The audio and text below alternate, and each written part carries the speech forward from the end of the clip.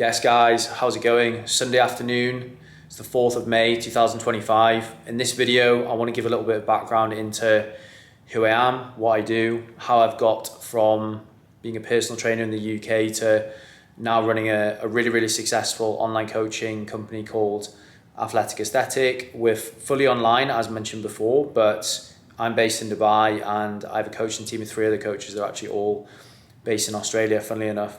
But if you are new to the channel, my coaching company, Athletic Aesthetic, we specialize in helping professionals, people in the corporate space, directors, founders, drop body fat, build muscle, optimize their overall health and fitness routine to basically just be operating on the highest level possible. I got into personal training just over 5 years ago. I'll run over my background of how I actually got into the gym way before that. Where we are now in terms of the business and where I want to take it to over the next few years. And the reason for this video is thankfully we are getting I am getting a lot more traffic onto my YouTube profile these days. From Instagram, got quite a big following on there of just under 36,000. So a lot of people are naturally seeing the short form content. They want to find out more about me by watching the long form content. Understandably, if they want to work with me and the team and they're going to pay a good amount of money to work with, then they probably want to find out whether we're legit and find out a little bit more about me. And I always love, watching long form videos. I think obviously it's difficult to showcase the journey, to fully understand what people do from just short form photos, carousels and reels on Instagram. So I'm 28 now. I've been in the fitness industry, actually working in it for just over 5 years. So I started training at the age of 14 because a big passion of mine was rugby when I was younger. Played rugby from the age of 6 all the way up until the age of 18 when I left school and went to university, but basically picked up the gym and strength training and performance training specifically at the age of 14, and it literally kept that up until I left school, then stopped playing rugby, then went to university. And I will say the one thing about me is I'm incredibly consistent across the board, but especially with my health and fitness. I've always been very consistent. Even at uni, when we were going out, we were partying. I never missed training sessions. I've always trained at least 4 times a week, whether that's strength training or running, usually a combination of both. Did a business management degree at Edinburgh University in the UK. Actually started some freelance marketing work after university. But to cut a long story short, just before COVID, I decided that wasn't what I wanted to do. So I decided to transition into the fitness industry. I'd always said if that side of work didn't work out and if I didn't go into the corporate space, which I didn't want to do, I'd always just become a personal trainer. It was very unusual for someone who went to private school like I did and went to university to then want to go and, take what most people would deem a step back and go into the fitness industry. But anyway, I did that in lockdown. I'd always had a decent Instagram account just because I'd been documenting my own journey kind of on and off through uni. That's probably my biggest regret, is that I wasn't more consistent with that, because I think I would have grown my platform to a much kind of higher level a lot more easily back then. It was a lot easier to do it back then than it is now. But I kind of dug up that old Instagram account when I started studying for my face-to-face personal training course in lockdown, and I started posting on it every single day throughout lockdown. And then by the time that the gyms opened, I'd agreed to personal train and train some clients for a local gym in Newcastle. And by the time the gyms opened, I'd gained a few more thousand followers, and I actually had, I think it was 8 clients ready to work with me face-to-face and one-to-one. So when I was personal training, just personal training, I was coaching some clients for a gym and I was getting paid to do that per hour per client. And I'd also generated a few of my own clients from my social media, and I actually trained them in the facility. So it was a combination of working for a gym and also working freelance. And I did face-to-face personal training for just under 2 years. I originally worked at that gym that I'm talking about there. It was a high-end personal training facility in the northeast of England in Newcastle, and we specialised in coaching quite similar people to who we do now, maybe a little bit older. Business owners, people who were in corporate, who had kind of just worked their whole life, and they'd kind of wound up with injuries and things like that. They'd let their health slip. So what we used to do was obviously get them into shape and also help them reduce imbalances and reduce pain. A lot of people had back pain and things like that. So that's what I did. I grew my own client base up alongside training the gym's clients to around about 30 hours a week, which is a decent amount of personal training. And then I decided to move to a different gym in Newcastle. Someone approached me. It was a fully freelance role where basically he asked me whether I wanted to bring my client base to his gym and pay them rent. And it was a good deal at the time. So I moved my entire client base across there. And in the background, alongside doing all the personal training, because I did have around about 6,000-7,000 followers on Instagram, I was organically generating leads for online coaching without really pushing it. So I think I was always working with between 10 to 15 online clients just on the side, alongside the personal training. But the personal training was the main money maker and it was the main focus. At some point, I can't remember when it was, I decided that I wanted to move to Dubai and I wanted to take my career to the next level. I didn't see myself charging any more money than I was at the time in Newcastle. I think I was charging £40 an hour for personal training, which was definitely the high end. And the way that I saw it was the only way that I'm going to progress in personal training, because I didn't really think that I wanted to go fully online back then. I was going to either go to London or Dubai. I don't know why I never considered anywhere else in the US, but those are the two cities that I thought about. And I didn't really want to live in the UK. I love the sun, so I decided that I was going to move to Dubai. So I kept pushing the personal training. I did as many hours as I could, started saving loads of money, started naturally building up the online client base as well.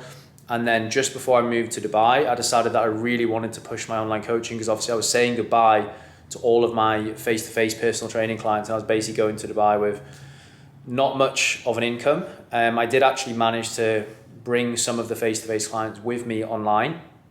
But long story short, I dropped a large amount of money at the time.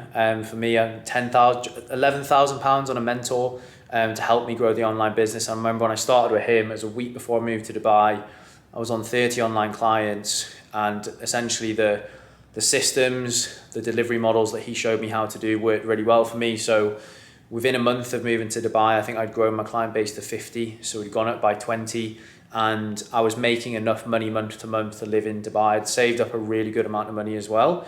And I'd actually gone to Dubai with the intention of personal training and making more money. But the online side of things got so busy that I just stayed online and I pushed it.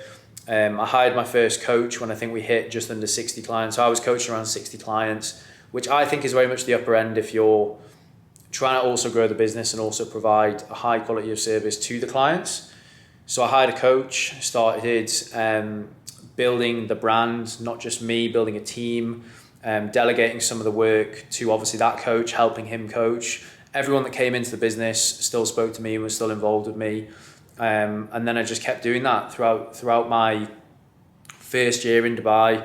And then I remember when I left for the summer, because it gets really, really hot over here, went to Spain, and then I hired another coach. So 3 coaches, including myself. And I think we got ourselves up to around 80 clients, and things really started to take off. We rebranded from just my name, JG Fitness and Health, to Athletic Aesthetic, which is what the company is called now. And we very much made a name for ourselves for coaching people to get into amazing shape, improve body composition, lose body fat, build muscle, but also running and pushing the performance side of things. And I think that's kind of what we're known for. Alongside coaching that demographic of people, we're also known for getting people in shape, but also, I guess, just focusing on more of a holistic, well-rounded approach to fitness. It's not just bodybuilding, it's not just strength training, it's cardiovascular work as well. And I think what myself and the team have demonstrated really well over the last few years is how you can actually blend both together and get the most out of both